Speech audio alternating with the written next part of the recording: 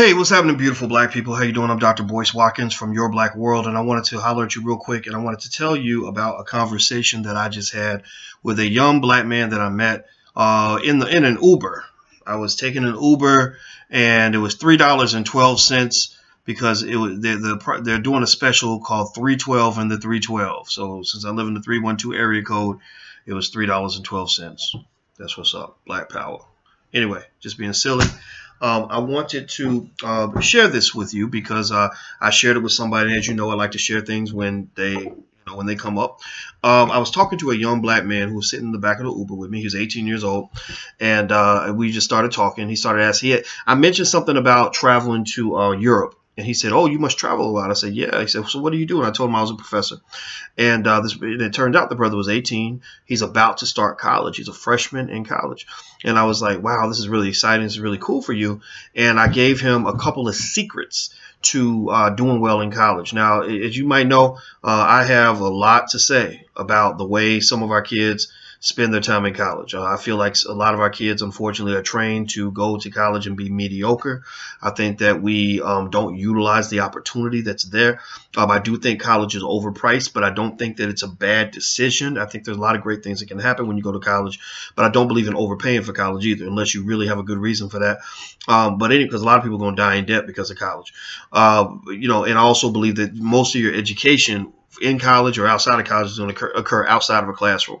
But a couple things I told the brother that I wanted to share for anybody listening. Either you are a young person or you know a young person who could use this information. I want you to pass it on.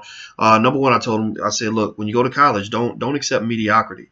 You're not there to be mediocre. You're there to be extraordinary. You're a black man. You're supposed to be on top of your game. You're supposed to give 100%. I said a lot of the great things that happen in college and beyond occur they come to the people who work the hardest, the people who are the most consistent, the people who put in the work. So I said, if you put in the work, you're going to get the results. If you don't put in the work, then you won't.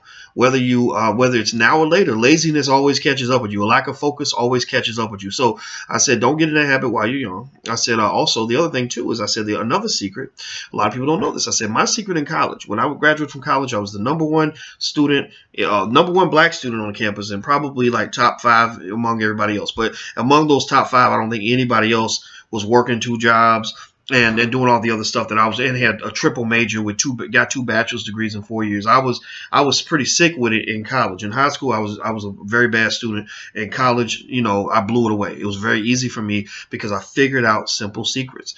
I said my simple secret was I studied 4 to 6 hours every single day. I go to a quiet place that was well lit, away from everything, so I had no distractions, so my brain wasn't trying to pull all this information from the TV, the radio, so-and-so talking, all this other stuff. When I sat down to study, I studied, and I kept a little study timesheet. I still keep that timesheet to this day, actually, where I write down the amount of time I spend working on different topics to make sure that I'm grinding. Because a lot of people don't work hard, but they think they work hard. They lie to themselves. They tell themselves, oh, I've been grinding, I've been doing this. No. You were sitting at the desk the entire time, but you weren't doing nothing because you were picking up the phone, you was Facebooking, you were texting, tweeting, talking, taking time off, doing whatever. And you thought you got a lot done because you were sitting there for 6 hours, but you really didn't do nothing.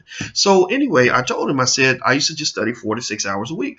And I said, that seems crazy to a lot of college students, but it's dumb because after college, you're going to have to work 8 or 9 hours a day. So you might as well go ahead and do half of that time now. I said, the difference is if you do it in college, you benefit for the rest of your life. I said, I benefit at 45 from things I did at the age of 18. I said, now, if you go the other route and you don't, put in that time, then you're going to be paying the rest of your life for things you did not do, for missed opportunities that you could have had when you were younger.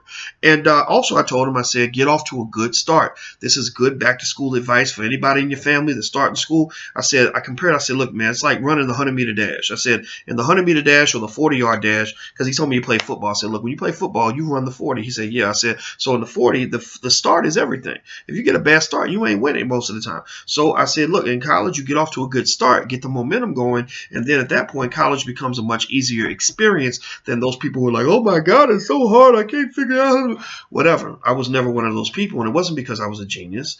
It was because I worked hard, I worked consistently, I got off to a good start, I learned how to not procrastinate, and great things happen. So when you send your child to college, send them there to be great. Don't send them there to be mediocre. You're not there. Mediocrity has no place in the black community. There should be no celebration of mediocrity in the hood or beyond. In the black community, anywhere, any black hood, excuse me, whether it's black people, whether they're affluent or poor, educated or not, mediocrity should never be celebrated by any of us. We want to be extraordinary, and extraordinary outcomes come from extraordinary effort. So if you're one of those people that likes to grind and go hard and give 150%, never let anybody make you feel bad about that. Never let anybody make you feel bad about doing your best.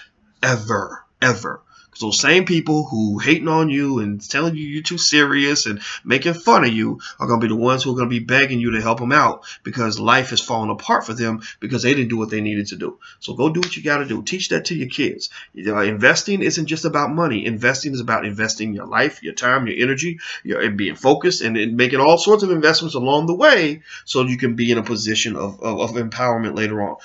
It's not about being reactive. So you got a lot of reactive people who react to the bad things that happen to them because they didn't plan ahead. Life is typically controlled by those who are proactive. So don't spend your time worrying about what just happened. Spend more time worrying about what can happen if you don't do what you got to do. So that's it. That's my advice for anybody out there listening. I love you guys. And by the way, don't forget, in Atlanta, in 1 month, the weekend of September 16th, we're having the All Black National Convention. It's going to be hot. It's going to be 3 days of just black people, black stuff, black everything, black wealth, black education, black men, black women, black films, just black stuff. And it's our space where we talk about our issues. I'm calling this convention in Atlanta. It's going to be great. Shrine of the Black Madonna. You can find out more at allblacknationalconvention.com. That's allblacknationalconvention.com.